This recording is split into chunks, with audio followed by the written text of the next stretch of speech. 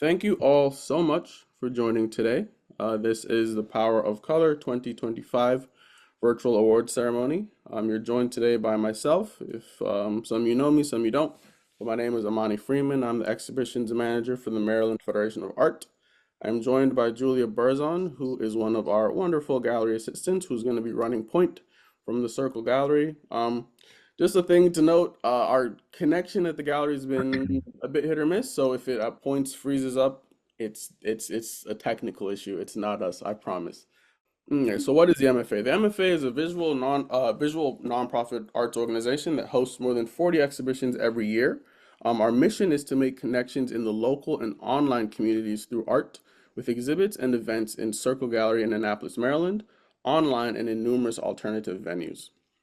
We provide artists of all genres, media, and backgrounds with the opportunity to exhibit work selected by professionally credentialed jurors and to be recognized with monetary awards. Artists do not have to be members to enter our exhibitions. However, members do have several advantages, such as lesser entry fees, access to networking access to networking and additional exhibition opportunities. If you're interested in learning more and becoming a member, please visit our membership page on our website, and that is the link to it.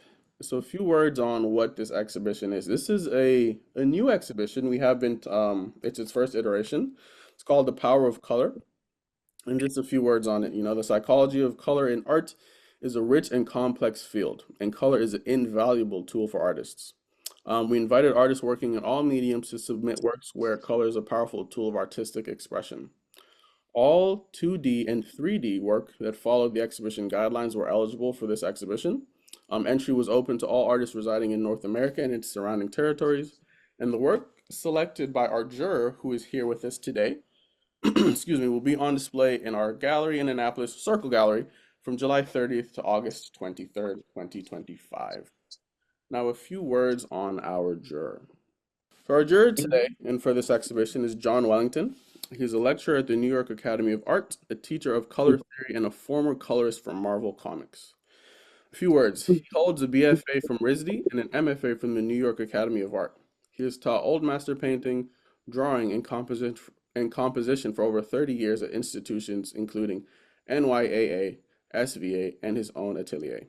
John worked as a colorist for Marvel Comics from 1985 to 1993, contributing to projects like Mobius, Stan Lee, Silver Surfer graphic novels. John has exhibited widely in New York, LA, Miami, Paris, and more. His work has been shown at the Centre Pompidou and is included in prestigious private collections, including that of the King of England. He has developed signature colors for Tuscan pine oil paint and shares painting demonstrations via Jerry's Artorama on YouTube. And please, if you want to read more and have a more in-depth bio, I invite you to visit our show page on our website where it has his full bio. At this point, I'm going to invite John to say a few words in introduction. Hi, everybody. First of all, it was a real pleasure to jury this show. I have never been a sole juror on a show before. I've usually done it in a group of anywhere from 2 to 6 other people. So it's very strange to look through 500 works on my own. And I spent a lot of time over a lot of weeks trying to put together not just what was best, but trying to put a show together that had a cohesion, where the works could have a dialogue with each other, and where the works did not belong to any one specific genre. There is a certain genre that I belong to, but I wanted to make sure that things were that it was not the show was not put together by style or technique. And and I want to say it was a joy. It was actually an absolute pleasure to see so much talent and so much diverse talent, and I just want to thank, I'm not sure how many people are here right now, but really thank everybody. And so even selecting it down to 58 works from 500 was tough, and it could have certainly been a much bigger show. The people that I didn't select, it's not because they didn't deserve to have work on the walls. They absolutely did. And it was just about trying to make a cohesive show. And that's how much talent I saw. The next thing, I was asked to choose, I had a choice to say best art at first place, second place, third place, and then I think honorable mentions. I also had an option not to do that. And I took the option not to do that and to do 5 awards that shared cash and then 4 honorable mentions. So that was basically me being able to highlight 9 artists. And again, um, I'm not going to say it was completely arbitrary, but I could have easily done it with 9 other artists, meaning that the 9 artists I selected were fantastic. But if someone was to show me one of the other artists and show, well, could this person been in that top 9? I could have been like, yes, absolutely. It was really it was rather than trying to strive for some good work, it was my difficulty was trying to find work that I didn't like. Uh, I just thought that the show that what was given to me that the artists were exceptional and it was a joy. So that's maybe the most important thing, that this has been a pleasure. Um, Now, I do realize I had some bias, and my bias, because everybody does, and it's not an intellectual bias. I think this was just on some other level, was towards analog made work. And I only noticed this later. I didn't realize when I was selecting the winners that I think almost all the work was not digital or photography. I didn't mean to do that. Like it wasn't like, oh, I won't. It wasn't a conscious choice. I just noticed it when Armani and I were testing out our Zoom connections a couple of days ago, and I went, "Oh my God!" And I sort of regret that. I wish I had included some 0 and 1 work. But I will say that although I do work in Photoshop and Procreate, and I can teach Photoshop, I do love analog work. I think as we are all going to soon be replaced by AI and zeros and ones and the robot leaders, I'm going to be one of those that's still going to strive to keep a brush in my hand and put pigment on canvas or metal or wood. And as absurd as that might be in the years to come. Uh, so I do love the analog silly world of getting paint on my hands or building things with wood, or people that still take an old camera out with film and get it developed. And I think it's probably my age, although my son, who's 34, he now has a film camera and does the same. So his generation even is going analog. So I might have a bias towards that, but I don't mean to. And I apologize for that bias, because I know that that bias is not right. And but I did in the show itself include some great digital work, some lovely photographs. In terms of art, there was abstraction, hyper realism, quilt making, sculpture, ceramics, art that was 3-dimensional, one piece made with leaves. Uh, the theme is color, the power of color. I think a lot about color. When I teach, I actually talk about value more than color. And the reason is that I think that once you understand value, you can use any color. And this is what the Fauvists did. This was why, Vladimir and, these great Fauvist artists could paint purple trees and red fields, is because they understood value. And when you understand value, you can use any color. So I don't think of the power of color just in using an abundance of color, but in understanding how to use color as value. And even the absence of color can show the balance of color. And there's a piece that in the show, it's a little I think it's an intaglio or engraving of from the Wizard of Oz. And the whole piece is in grays, except for the shoes, which are this not even a high chroma red, this very soft faded red of Dorothy's shoes. And it's a tiny piece and it's powerful. So that I was thrilled to include that. And For me, I love color. I've gone through periods of my life. I have one series where it's almost no color. It's like everything is pulled towards the grays. And I did that in my urban classical period. I was like, if I did a red, it was muted. And lately in my paintings, I've gone back to embracing my comic book world. So I was in my 20s and early 30s when I worked at Marvel Comics, but I wanted to be a fine artist. I was doing it just like every artist. How do you make money in this crazy choice we've made in our glorious folly of being artists? And I was, bartending and working at poster and frame shop, eventually Marvel Comics. So I probably pulled away from color in my oil paintings because my day job was being bright superhero comic colors of explosions, and so I went very muted for a long time as a painter. And then later, I went back to starting to use color in my work. And now I'm in a period where I'm going back to my comic book coloring in my paintings and embracing what I was sort of rejecting at one time. So it's very interesting, my own relationships with the use of color. I believe in color deeply, and I also believe in the lack of color, of thinking color, like looking at a black and white photograph, and or in my for people of my generation, watching I Love Lucy and knowing that Lucy had red hair, and even though it was black and white, or I had black and white TVs, and so black and white films like a Breathless, a Buddha Soup, or a La Dolce Vita, where you see all the color is filled in. You stamp it on, even if it's not there, or a Michelangelo sculpture that's marble. It's it's a very interesting conversation, color or lack of color, or how we impose color, or how we all see it differently. I'm absolutely not an expert, even though I think about it all the time. I'm always learning. I do enjoy that these days we can go into an art supply store and be surrounded with an abundance of colors. And I've been lucky enough with these oil paints from Jerry's Artorama to work with the colorist, the colorist for 2 years to help them develop their oil painting line and come up with my own colors.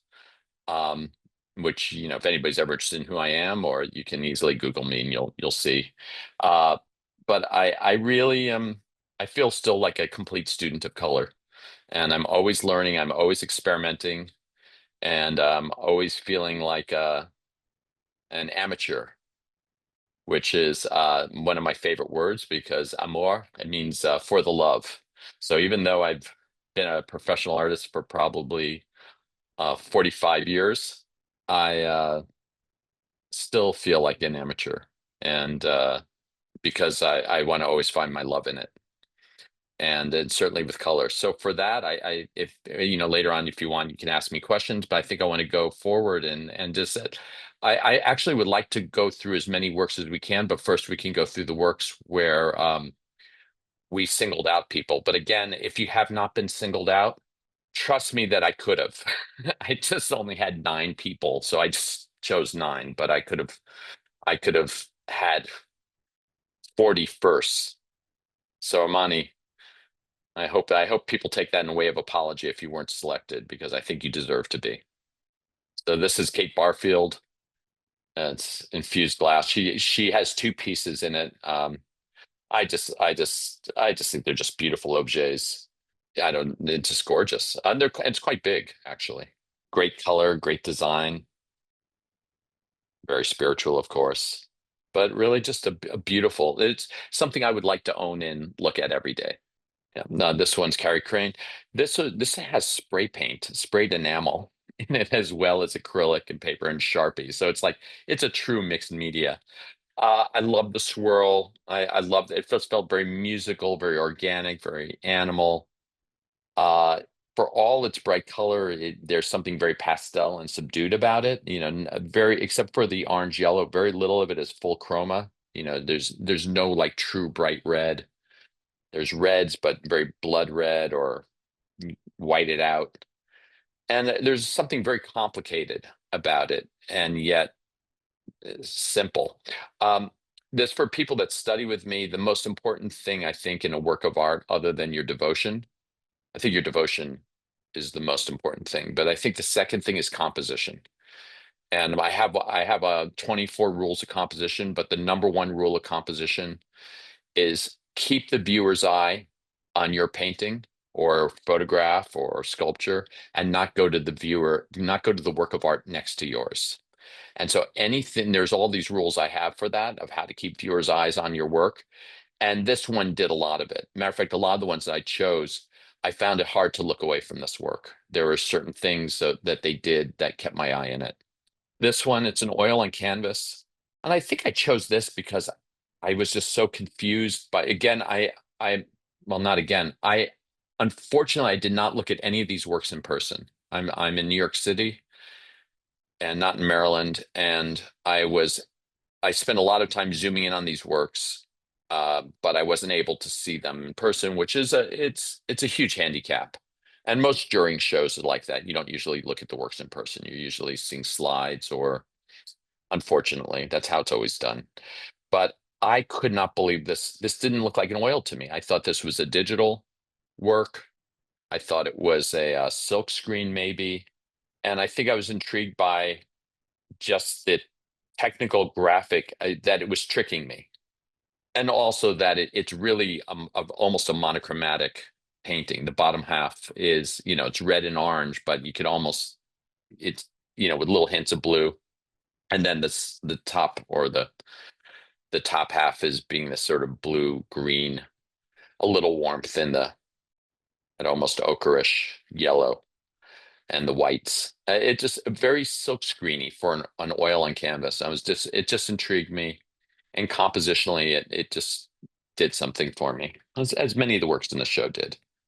This is a gouache, and this is where I am in love with gouache. It's my favorite sketch medium, and I just thought that this was just a gorgeous. This person submitted, Miss Chris Luckman submitted a number of pieces. I guess I might have chosen two. I'm not sure.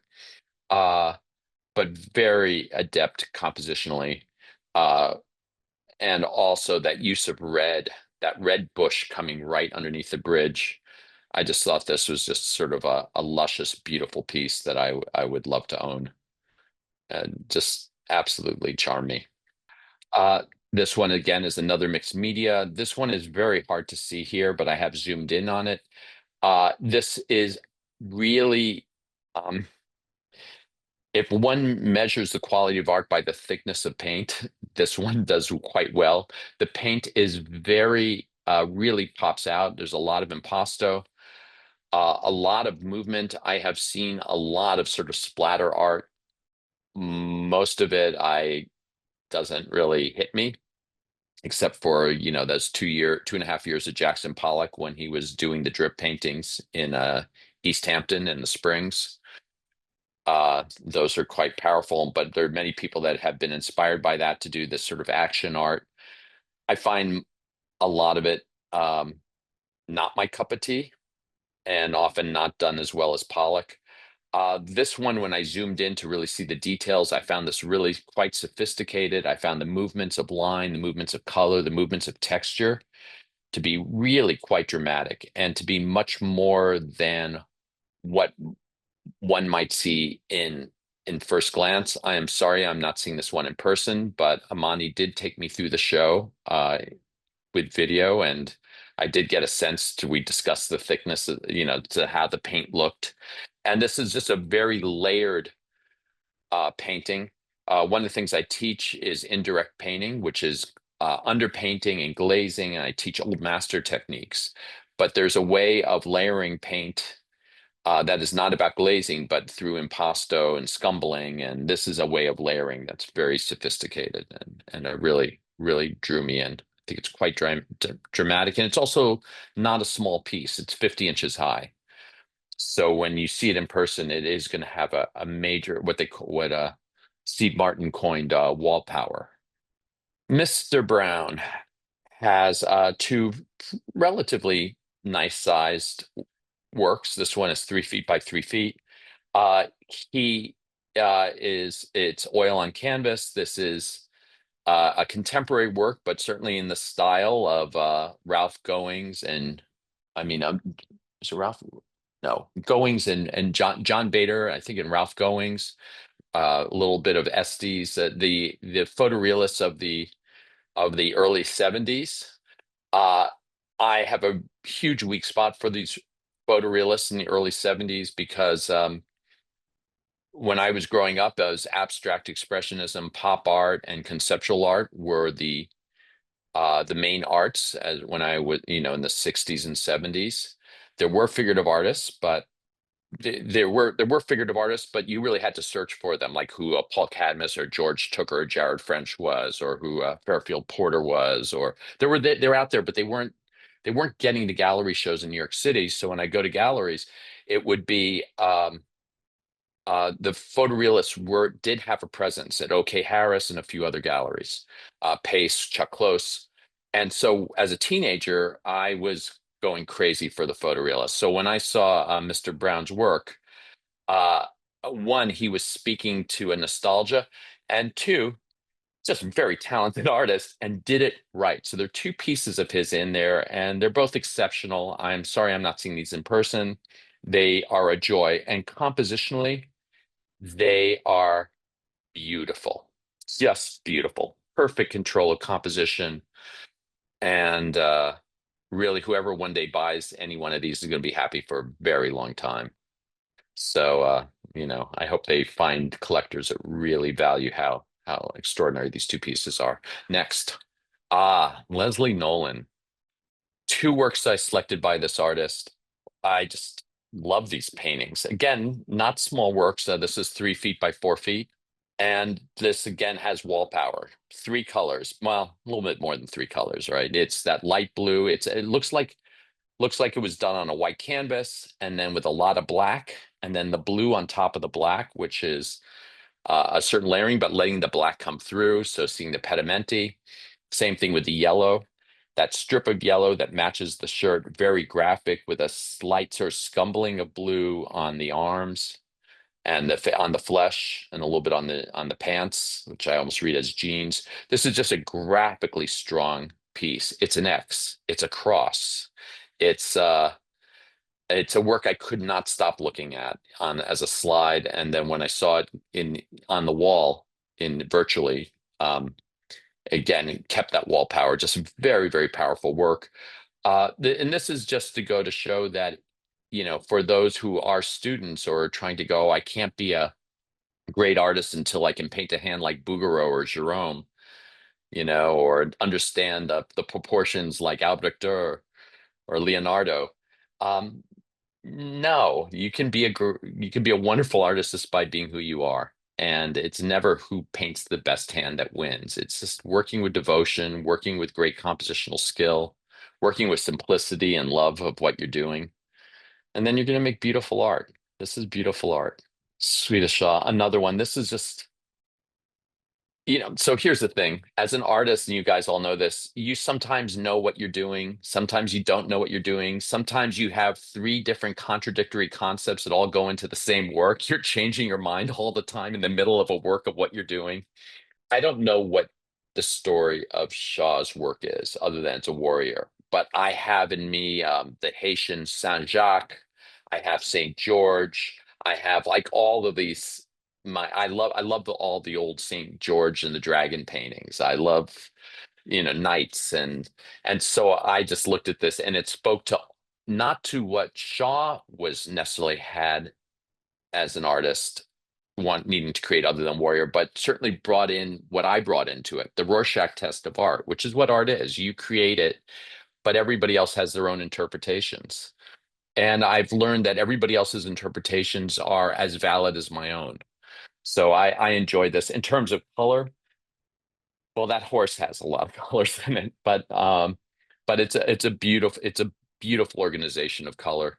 The idea of the warrior having the most white in it of anything, where the horses, the reds and blues and purples and blacks, and then that beautiful blue for the sky, but you don't not solid. You can see a little bit of the tan of the paper underneath, and then underneath that, it's just a lovely work, graphic, and again, not small, 3 feet by 3 feet. A lot of power. This is a piece that could work for me at 6 inches by 6 inches or 3 feet by 3 feet. Really, really lovely, beautiful work.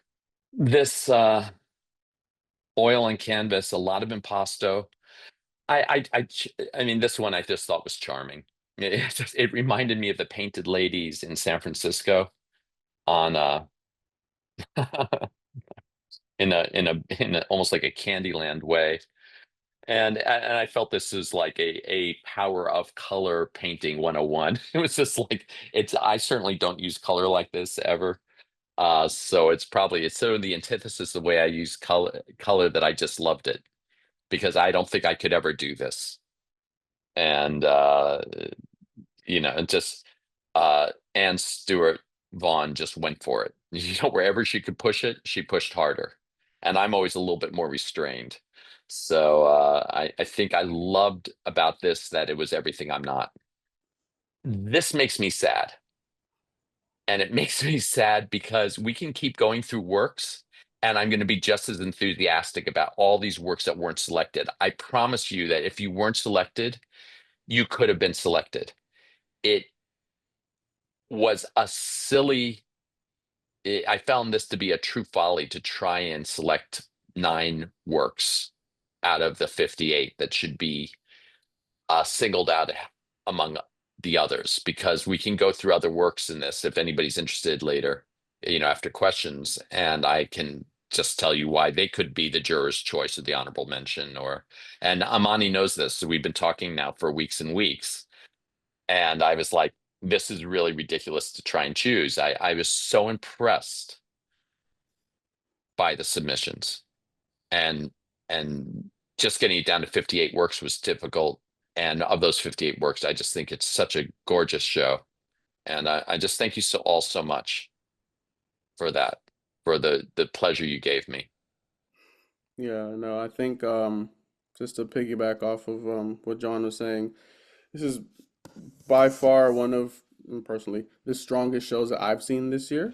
Just in terms of the quality of the work. And like he said, I mean, of these 9 winners, and we're gonna have this listed on our website so you guys can see this all in one place. But of these 9 winners, I mean, walking around the show, if you guys haven't been into the gallery, I really strongly, if you can stop in, please do. Just because the exhibition as a whole is fantastic. I think he did a really good job. As you all can tell, he knows his stuff. But in the next slide, if we can move forward to that, we have a little collage of works. It's not all the pieces in the show, but it's kind of, it gives you an idea of the work that's on display. Um, and like you said, the quality it's high. I mean, you walk around and you say, "Oh, this one could have won, that one could have won." So, like you said, if you didn't get picked today, then please don't be discouraged. I mean, it was a tough ask for him. But if we move forward to the next one, so now it's time for Q&A / closing remarks. Um, I see you guys know I like to get you talking. I see we have award winners here, and I'm not shy to call on you guys if I see your name. But I'll open up and I'll kind of loosen it up so you guys can feel more comfortable. So John, I have a question for you, just in terms of what you were talking about. You said something interesting. You said that you know there was a piece that's kind of like a Rorschach, and art is kind of like a Rorschach test. So I think my question to you is so now that you've seen the exhibition, I walked you around and obviously you haven't seen it in person. When someone that comes into the gallery who has no prior art history, art background, what would you want them to see in their own like kind of Rorschach as the exhibition as a whole? I think this is for anybody. I think it's looking, right. This is about taking time and just looking. So I think if they say, I don't know anything about art, what do? I just say, walk around and just look, and don't judge your knowledge or whether you should know this or whether you should know that, or whether just look and enjoy. And there's no right or wrong response, and there's no right or wrong taste or answer. But all these artists care deeply about what they do, and does that their care and their devotion and their love, does that do you feel it? And which works talk to you? And that's interesting. And then I always think of art a little bit like when I used to buy records for a song. I used to go to the album shop, and because there was a song playing on the radio, and that would be my favorite song, and I'd listen to it 30 times, 50 times, and then I get bored of the song. And then there was a song I hated on the album. It was usually the fifth or sixth track, and I didn't like that song. And then a year later, that became my favorite song. So sometimes what hits you first, it's the easy like, and there's something that you don't like right away that grows on you. So it's interesting, even in your own time. I don't know if that resonates with anybody, music analogy, but um, your tastes shift and change, and you can become um, expansive, which I've always tried to do. I think as you get older in life, either you become reductive or you become expansive. Either you say, "Oh, I only like this type of music," or "I only like this type of film," or "I only like this type of art, and I don't like this," and that's wrong and that's right. And I think I've spent my life going the other way, where I try and not judge by genre, not judge by subject, but just try and enjoy. And things that I don't enjoy, I just spend less time with, and things I enjoy, I try and spend more time with. But I try to be very open. So I think with somebody coming in, I just let them have that experience of looking. I also think the other thing that, again, because of the time we're in, where the looking now is Instagram stories and TikTok, which is scrolling, which I don't do, but many people do. You just one thing after another, it just keeps coming like this. The idea of being in a gallery and actually spending time looking at one thing in real size that doesn't immediately move to the next video is kind of a different experience for a lot of people in 2025 than the way they're used to looking at things. So that was something else too. I'd say go slowly, look slowly, spend time, don't Yes, scroll. Don't scroll through the gallery, stop in front of a work. take your time. I agree. I like that. I like that a lot. Well, we had an exhibition chair, and I'll say it here. Nada Abizaid, she was very instrumental in putting this together and helping us out. She's actually here today, and she has something prepared that she'd like to share with us. So, It was a pleasure to work with Amani on the steps leading to the show's opening. The exercise of how to introduce this new show was a very fulfilling process. It made me think thoroughly about how color is used to express narratives and emotion, and how powerful of an artistic tool it can be. I became particularly conscious about the differences of the use of color in two-dimensional art versus 3D art, where often material and form take center stage, and color, when used, adds a dimension to an artwork. When creating ceramic sculptures, which is to have a role if it is to be used, like emphasizing details or challenging our perception of the form, and add a quality to the artwork that it would otherwise lack without. I'd love to hear John's thought on color and 3D art, if he's open to sharing his perspective. And I'd like to thank everyone who made the Power of Color an amazing exhibit, and hope that you are all able to stop by the gallery and check it out in person. Just like John was saying, it's really nice to be able to see artwork on the walls or in a space rather than on a screen. Thank you, Nada. Um, so uh, color and sculpture. Well, there's something really, I'm thinking about this recently. Uh, so all those Greek and Roman sculptures that we see in museums, that are marble and they're all white, they were all painted. They were painted. I'm going to use a word, I'm going to use a judgmental word, but I don't mean it in a judgmental way. I'm going to use the word garish, which I think has a negative connotation, but please substitute that meaning for as celebratory. They were painted garish colors, these Roman sculptures that we see as white, of Apollo, And so the Metropolitan Museum in New York did a show a year or two ago where they painted, replicas of these sculptures based on their pigment studies of archers and incredible amounts of color, almost like they were like Haitian flags, that beat it absolutely celebratory. And so I think my rules of color and sculpture are no rules. My thoughts are all thoughts, meaning it's like everything. I think um, color in sculpture is gorgeous, just like it is in painting, and so is monochromatic. And I think as artists, the less rules we extend for ourselves in general. I mean, sometimes you can put limits on us, like, oh, I'm only going to work small for a year, or I'm only going to do this. I mean, it's okay to impose constraints, but I think that they should be very conscious constraints. Um, but I think after that, it's no rules.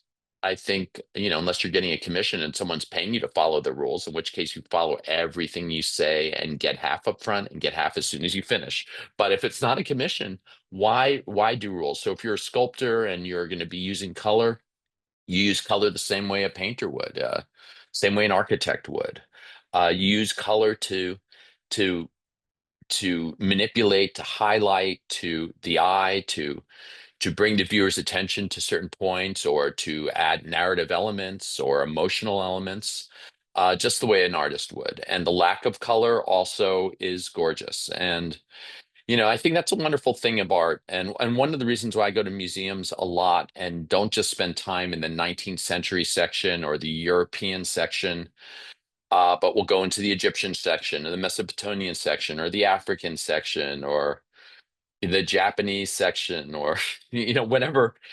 It's just to remind myself that humans, in between some of the not great things we do to each other, we have this incredible desire to make things visually appealing for ourselves, either for religious purposes or historical purposes or just purposes of pleasure, just the way we make foods taste better or make sounds that become music. I love that we create.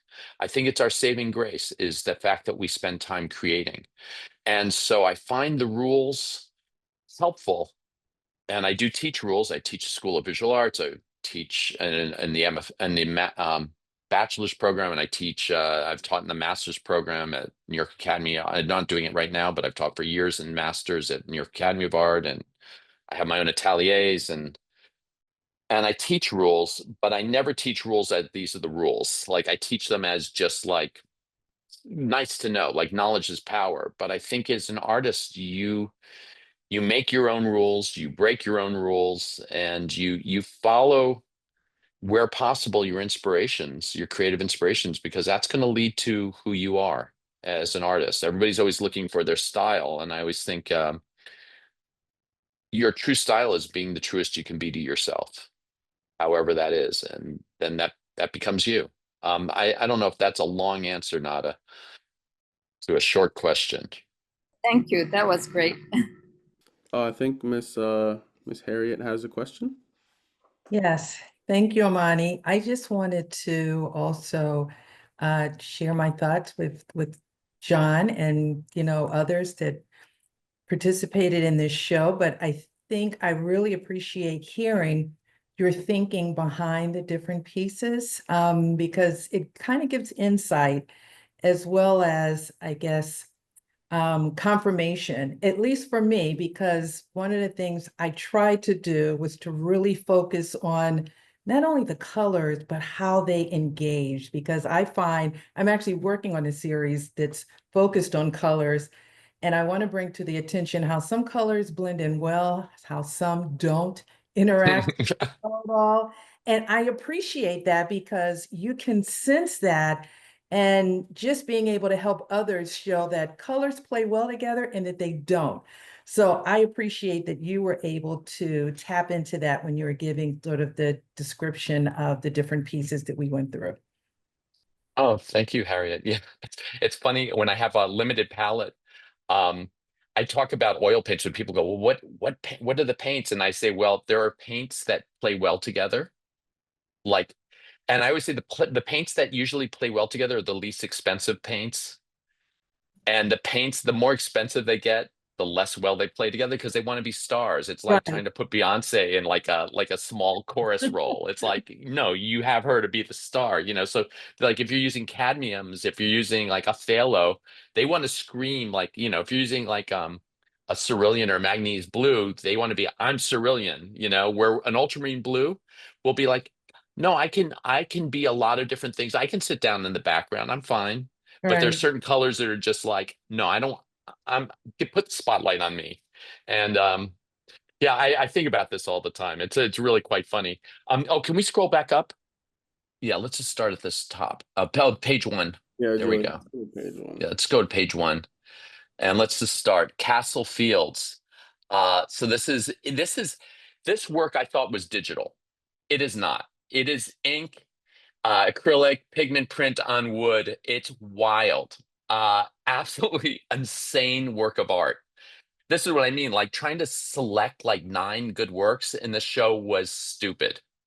I wish I hadn't done it because if you weren't selected, believe me, you should have been. You can be mad at me. You can send me an angry email and I'll deserve it. The field was work. The Albo's work is gorgeous, absolutely spectacular work. And then here we have the 2 Barfields. They're both beautiful. Again, I chose one. I didn't know which one was better. I was just like, they both look great to me. I would own both of them and be super happy. And then we have Tara's work here, which is alcohol ink on Yupo paper. I can't wait to see this. I'm going to try and make the closing opening. I can't wait to see this one in person. It's small. It's 15 by 15, but looks spectacular. This one also is quite small, 14 by 14. This photograph, high-speed photography of drops of water by Subra. And I thought so. Subra put in a number of works in the show, and they were all fantastic. I chose this one, um, but I could have chosen a bunch of others. This is the Vincent's work here, the overlook at Montauk. It says no media on it, but I figured it was either oil or acrylic. This is a terrible reproduction. I have zoomed on it and I have a much better reproduction, and it's just beautiful. But I did find it was interesting. That said no media. I had to guess. This other one, pictures of the floating world. This is collage and paint and ink, and this I guess it became an album cover or was done for an album cover, and so that's why it's 20 by 20. You know, good. You have to have a square album cover, and I just thought it was really beautiful. James Coffee House by Lisa Bernstein, just very beautiful. Again, really, really well composed with the tree on the left-hand side, the red bringing you in. Gorgeous impasto in the sky. Impasto, by the way, I'm using an Italian term. It means thick paint. Like think paste, impasto. Let's scroll down. Yes, Jessica's Blue Endurance 2 was just charming with that double snake, almost trompe l'oeil, paper lifting off, and everything, a still life where everything is in movement, a broken vase, tilted, everything precarious. Just very interesting. It's a piece that the more you look at, the more you see. And also one of my rules of composition is a rule of gradation, going from the lighter dark blue on the left to the darker dark blue on the right, keeps your eye moving. Just very, very subtle, very good piece. Then the Warren's work of the algae bloom. This is a 3D piece. Again, this is very hard to see as a reproduction, but I did see it. And it's just this is going to be a fantastic piece to see in person, with seeing not just the colors, the shapes, but also the depth of these almost like windmill type or propeller type shapes coming off. And then I did talk about Payton's lovely works, but here you can see 2 of them, the Flamingo and the Lark Motel, and they're just really they're very well done. and they're very well composed, and they're interesting to look at. And these would be fun to own and look at every day. That's all I can say on those. Let's my rule of art is if I want to look at it, then it makes me smile. That's a lot. Let's scroll down. Yeah, Grand Finale by Jessica Coleman. What a beautiful work. It almost reminds me of something that could have been painted in the 1930s by Reginald Marsh. That drum, the stand on the bottom right-hand corner and the cast shadow in the bottom left-hand corner. This fits my rules of the dark corner and my rules of the pointer compositionally. It's just a spectacular dramatic piece. Her gesture, right? The hand on the hip and the movement of her legs, and just lovely. Just it's evocative, and it's almost nostalgic. Has like just again making me smile. We talked about Carey's work, uh, learning a new language, a very subtle piece. This is terribly reproduced here, but I saw much better reproductions. But I'm just going to give it's an intaglio lithograph, and it's very, very subtle, and it's big. So it's 22 inches high by 54 inches, right? So we're looking at something coming close to 5 feet wide. So this has real wall power. So this is really something to think about. What you would look on the screen, or when you're scrolling through Instagram, or you're looking at it's not experiencing the art. Seeing this piece, Donald's work, learning a new language in person, or in my case, the closest it came was with Amani showing it to me in video, and looking at it like this, it's just two different experiences. It couldn't be further. So I'm looking forward to seeing that in person. Uh, Carroll Fox, Calm Reflections. This is just one of those beautiful. It's an oil on canvas, a beautiful layering of abstraction that that could be water and calm reflections, obviously water, but just a little. It's just one of those meditative works. Very beautiful. Let's scroll down. The artist DC Creepers. I thought this work was spectacular. Uh, just incredible texture, focus, composition. This is big, right? It's 60 inches high by 40 inches, so it's close to, well, it's 3 feet and change by pretty tall. So really high impact work, beautifully composed, really just interesting on every level. That one I'll look forward to. Nexus Rhythm, again, I think this is another work that is built up by Jacob Goldsmith, and so it's dimensional. And I just love the geometry. I love the craft. Just very well done. Really kept my interest. Uh, this acrylic, the one next to it, Big Cloud Little Sky by Todd Gardner. Acrylic and oil and wood panel. This almost looked like a digital work to me. And then I saw it was oil, and I saw it was 12 by 16. And then I was like, oh, what a charming little piece, and it was like Big Cloud Little Sky. Something about it, it's just this really intimate work that is almost a sketch, but more so. Red Pear.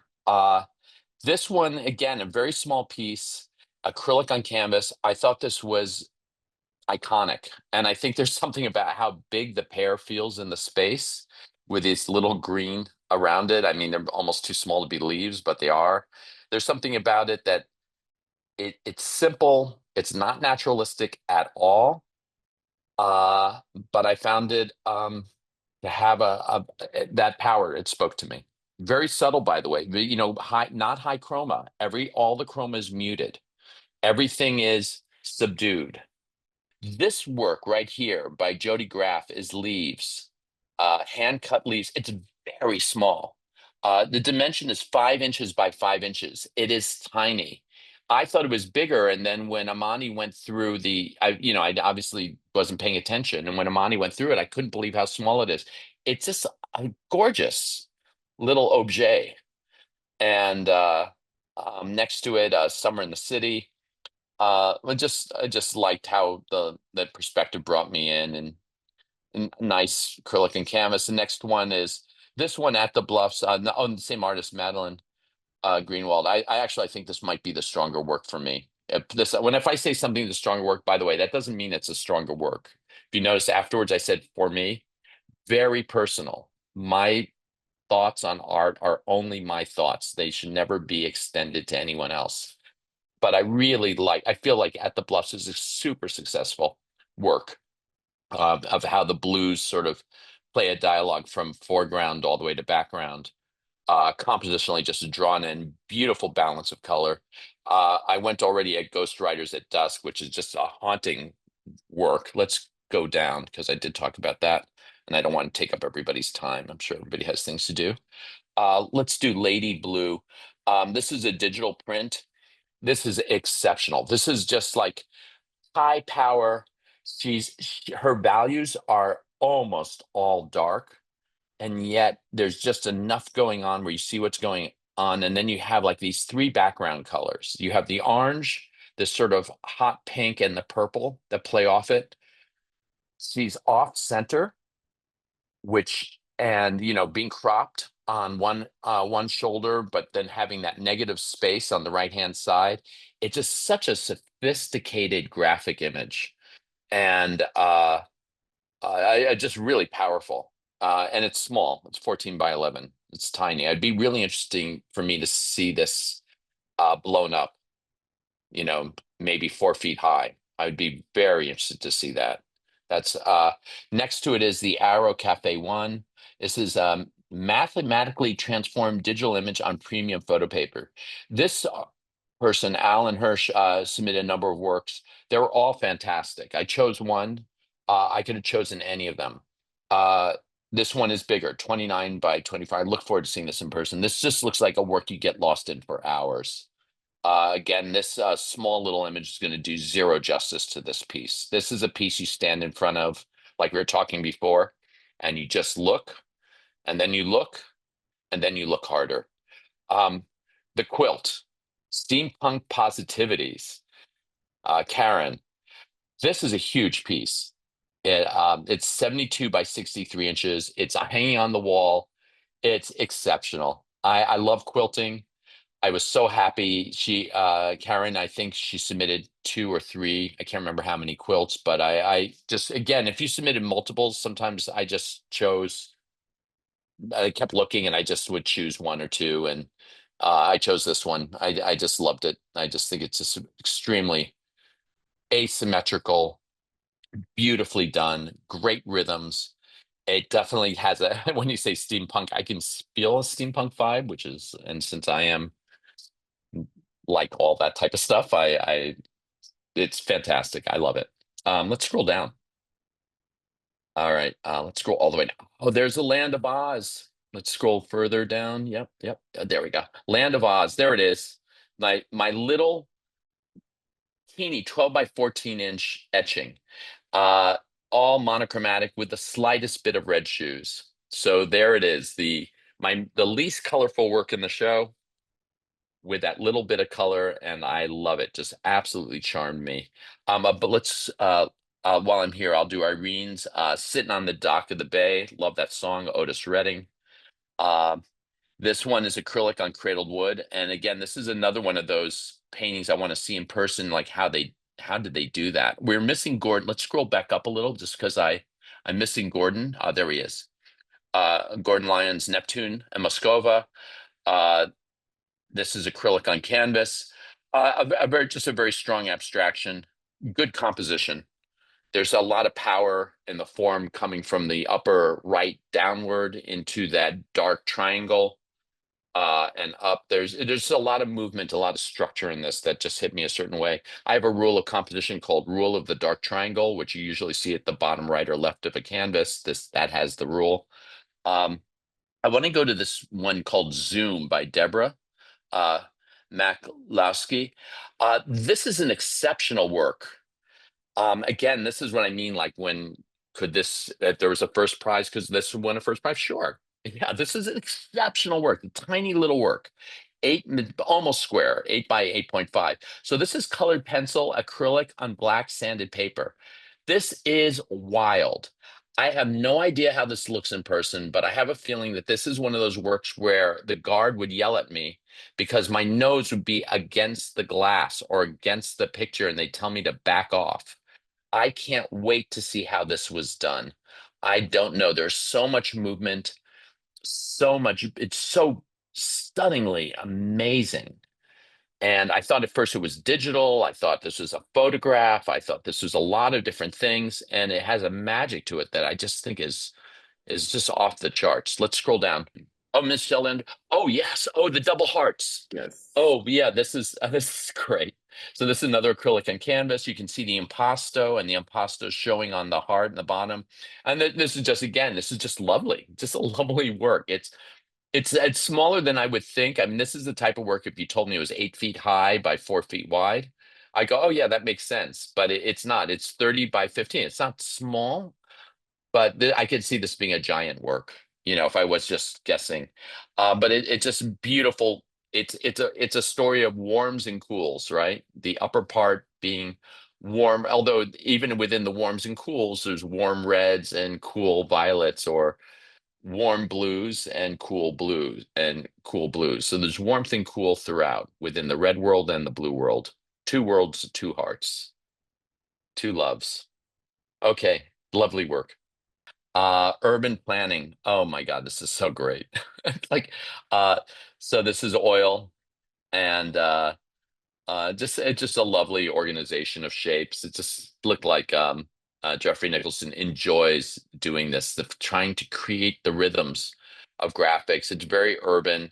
Of course, someone's going to say the inspiration is, or certainly there's an ode a little bit to Mondrian, and I'm sure there is, but Jeffrey captured what Mondrian was like in, Boogie Woogie, and the musicality, the movement, the bustling of New York City, in this case of urban planning. There's that sense of the buildings, of the movement of the city in the abstraction, and it's a lovely push, to use a Joseph Hoffman phrase, the push and pull of in the abstraction, and it has that. It's just really lovely. Next to him, Jim McGillen. It's untitled. Again, this is going to be a shame. No, scroll up just a little. Yeah, there we go. This is 48 by 30, right? So actually it should be 30 by 48, always the height before the width. So it should be 30 by 48. But deceptive, because you can't see this scale and this size. So what we're seeing, I mean, to me, I'm thinking of Modern Times, the film with Chaplin, the gears, the graphics, the movement, the industry. Beautifully composed, great colors. You absolutely cannot see the piece in this little stamp, unfortunately. But I looked at it in detail. Trust me, it's gorgeous. Next, I'm going to go down to Kathleen Miles's work, Gold Octafoil, and this is a digital painting, print and archival fine art paper, and Kathleen submitted, I think, a number of works. And again, I chose one, but I could have chosen any of her works. They were all lovely. I look forward to seeing this. This is 16 by 16 square, so not giant. It's a smallish work. Um, and but intriguing, and one that's going to have to really be looked at. Next one is Leslie Nolan's works. You see the two of them here, Gina and Connor. We talked about Connor. Leslie just understands design. She's cropping these figures, but she's placing them both of them slightly off center, and they just both have power of the space. There's, for anyone who was ever in freshman year in an art school and you had to learn about negative space, well, Leslie could teach a course in it. She obviously understands the negative space better than I do. Let's go down to the lower ones. Yeah, this one, it's oil and canvas, Guest Bathroom Mouth by Maya Perez Lugones. This is gorgeous. I have no idea how this was done. I would have said this was digital work if you had asked me. If I was just looking, it's a face lying sideways, and it's like plastic over it, and there's something so intense. so amazing in the different textures, the composition, the space. And not a small painting. It's 3 feet by 3 feet. I'll be very interested to see that. Again, whenever you're looking at thumbnails, just remember, this is not the art, right? This is a superficial, it's like looking at a picture of food on a menu as opposed to tasting the food. Japanese Maple Leaves 2.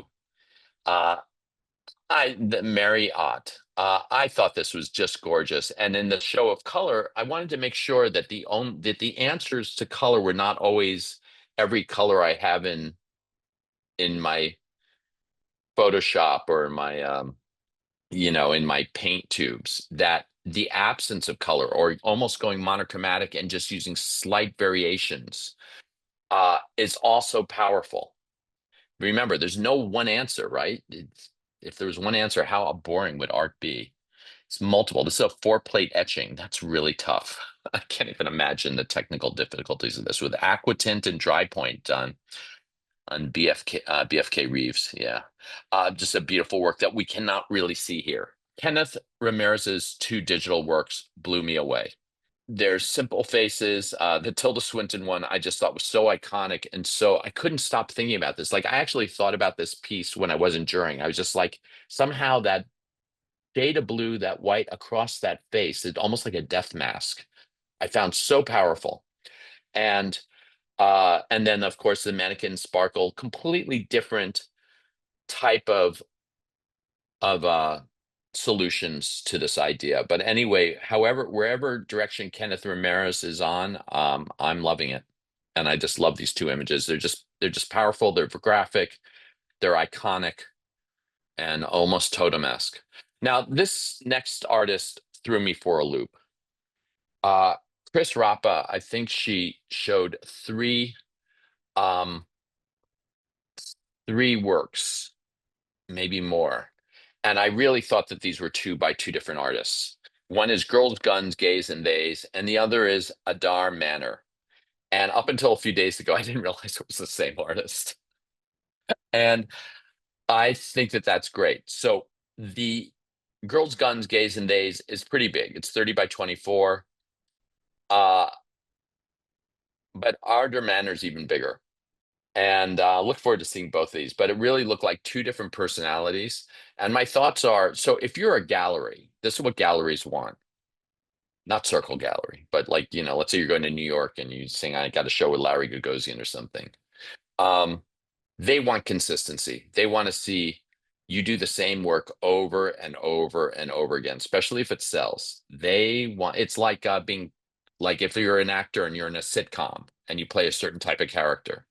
Like yesterday, I was just with one of my oldest friends who was Elvin on the Cosby Show, and Jeff, for a long time, he struggled because everybody wanted him to be in sitcoms. He's been in 3 sitcoms, and you get typecast, and galleries want to typecast you, and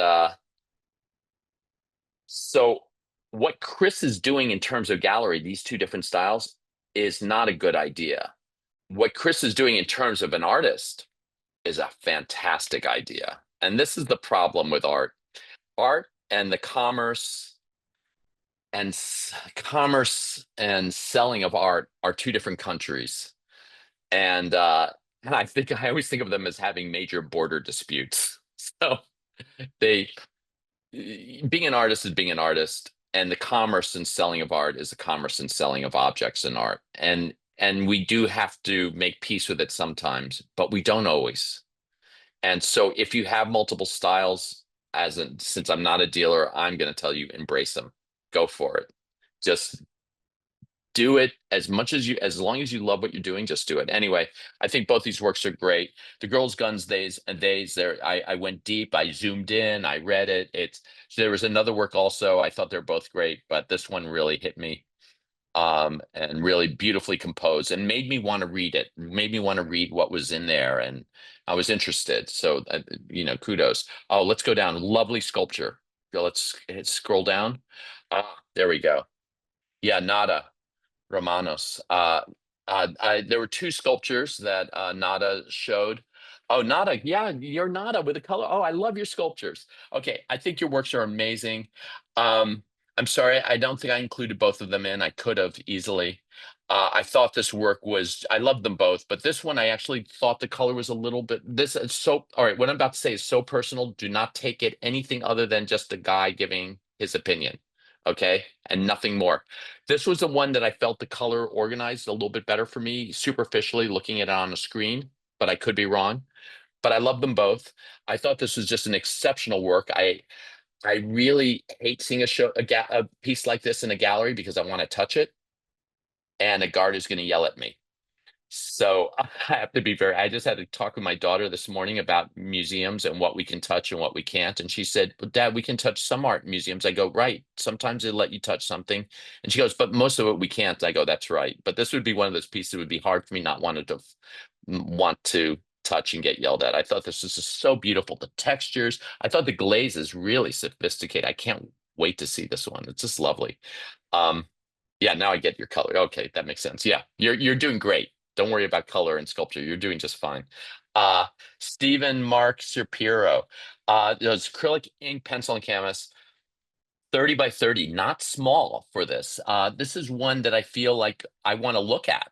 There's a lot of depth in this. It's like you can feel you can go past those cloudy drips in the foreground and go behind the curtains of those drips into the background crazy sky of oranges and yellows. And I just found that really seductive and lovely. Warrior, I talked about, just gorgeous piece. Let's scroll up just a bit. Jack Rosenberg's work. Uh, it's archival ink print. So I think uh, submitted a number of works, if I can remember. But and again, I could have chosen any of them, but I just felt that this was just really beautiful movement, amazing saturation of color. We've seen some very like low chroma color. This is the opposite, super high chroma, super saturated. Not giant, 14.5 by 22, but not small. I can almost see this one being even printed out bigger. But I cannot wait to see this in this type of saturation. I thought it was just a very beautiful, very um when color becomes wind, it's like perfectly titled, right? Exactly. Just a really a lovely celebration of what this show is about. Let's scroll down. I talked about Angst of Arrival. Geochroma Summer by Martha Spack. Martha, I don't know if you're here. I loved your works. I thought that again, this could have been chosen as this is such a sophisticated piece. Um, circle in the square, white square. Those colors are you're hitting on, especially those blues and the green blue, like some of my favorite colors. And then you come in with a lapis lazuli raised circle ball, and it's just so sophisticated. Such a beautiful organization of shapes and colors. The word I guess I would use is elegant and humor, and there's some humor in it too, almost, but it's elegant. Uh, Little Memories by Rowan. Uh, all right. I'm a figurative artist, and that's what I teach. If you and I have to say that this artist is just wonderful, just absolutely exceptional. Uh, I guess it's a gerbil or a rat. I'm not sure. And the ghosts of the line work of gerbils or rats or hamsters. Maybe it's a hamster. It's a hamster. I'm going to go with hamster around this person. It's acrylic, glitter, plastic sprinkles on canvas. I thought this was a lovely painting. It is not tiny. It's 30 by 20, not huge, but really beautiful, exceptionally done. I love the patterning on the legs. I love the warm cools of the pinkish gray background and the break up to the lighter pink. The hands are well done. Everything works on this. It's just gorgeous work. Shadow Box uh, by Chris Taylor. It's acrylic on panel. This again, really kind of very playful. It almost reminds me of the Memphis style that came out of Italy in the early '80s. That those clouds, that the spatial the spatial trompe l'oeil of shapes, and then almost like referencing like almost a Kiriko aspect of deconstructing spatial relationships with the cast shadows that Chris has established. It's a very clever piece. It's deceptive. You could look at it and just walk by it, or you can really look at it and realize how amazingly constructed this piece is. It's extremely sophisticated, and by 22 and 28 inches, it is worth looking at, and looking at the manipulation that Chris has asked you to believe in, his breaking up of your reality. Every time you try and buy into the reality of some space he's created, he's deconstructing it for you. It's wild. Let's scroll down. Circus Dreamscape by Linda Trope, or 17 by 20. It's small. I found this charming, again, not high chroma, not high color, not like every color in the book thrown at you, right? 90% of this piece is almost monochromatic with little hits of color. And it's only to the circus performers, the three of them, and even them, they're almost monochromatic. Oh, it's, pulling towards the monochromatic, of the pink, the blue, and the ochre yellow. And but sophisticated, charming. The patterning is beautiful. And it's pen and ink. Extraordinary. Just an extraordinary piece. This is a piece that I'd be looking at, and you notice I have my reading glasses on here. I'd be putting my reading glasses, my nose would be there, and I'd be looking and going, how? And I'd be asking those three famous questions I always ask, which is, how'd she do that? Let's are we scroll down? The circle is sacred. A lovely, is almost like a dinner party. I found this to be really a beautiful work. It's acrylic and mixed media, uh, 30 by 30 in the square. Again, not a high color work. It's mostly monochromatic. It's reddish. I mean, it is red. It has color, but it's black outline and reds and a little bit of yellow and a little hints of like a purplish blue, very, very subtle. But there's a lot going on spatially. And I thought the drawing, there was an elegance in the composition and and uh and a beautiful work. Let's scroll down because I already talked about Roland Avenue. This one, yeah, this is Yuri, Colorful A. So this is collage, and I think it's the only true collage I have in the show, collage and paint. But I loved it. I love the movement. I love the geometry. It it, it it's not easy to. It's really fun to do collage for anybody who hasn't done it. Coller, to paste, the French word, coller, collage, French word.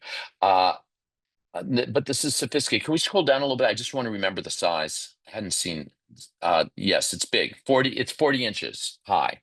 So it's a big work. It's going to have wall power. You're going to look at it. It's going to remind you of like walking down some streets in the East Village of New York City, or in sort of like Soho as you're heading towards Tribeca, in some of the, like on Worcester or something. It's in one of the metal doorways, but the way the lines are organized, the movement of it keeps you in the space. Again, very little color. It's like yellows, blacks, and greens. And where is the reds? Right in the center, because red is the color we get drawn to. So that little bit of red in the center, and then that sort of darker, almost like maroon red at top. But it's that red, the bottom center red is where your eye gets pulled in, and where all the lines are sort of pointing to or framing. Guys, thank you for indulging me. I asked Amani if we could go through everybody's work because I thought I didn't want to limit to the 9 works that were selected, because I felt that was unfair to the joy I had at looking at everybody's art. And I really wanted to just have a chance to look at all the works with you. So I really thank you for my tolerating my indulgence. Well, no, I mean, thank you so much. And I think I'm gonna just close here and, just say thank you so much. As you all can tell, Mr. Wellington is someone who takes his time with the things that he loves. We spoke first, I think, in maybe early this year, February, March, and from the first conversation, I could tell that he was someone who cared very deeply about the work, just about art in general. Um, he's very knowledgeable from what the references he was bringing up. So, really, thank you so much for making this exhibition happen. For all the work that you've done so far. Thank you to all the artists who submitted their work, if they got in, if they didn't get in, nonetheless, thank you all so much. This was one of our, most well received exhibitions. So he had the task of going through 533 pieces and trimming that down to under 65. So it was not an easy task, like he mentioned before. If you weren't chosen for the show and or for an award, it was not speaking to your level. It was just a matter of lack of space. And maybe one day we'll have a gallery where we can exhibit 200 works and we can do a show like this and he'll have another opportunity to exhibit even more people. But in any case, thank you so much. Thank you everyone that joined and, just listened to what he said because I was captivated and I'm not even in the show. Thank you all so much for joining. This has been the Power of Color 2025 Virtual Awards Ceremony, and I will see you all when you stop into the gallery. Hope you all have a great rest of your Sunday. Thank you all. Thank you, guys. Take care, everyone.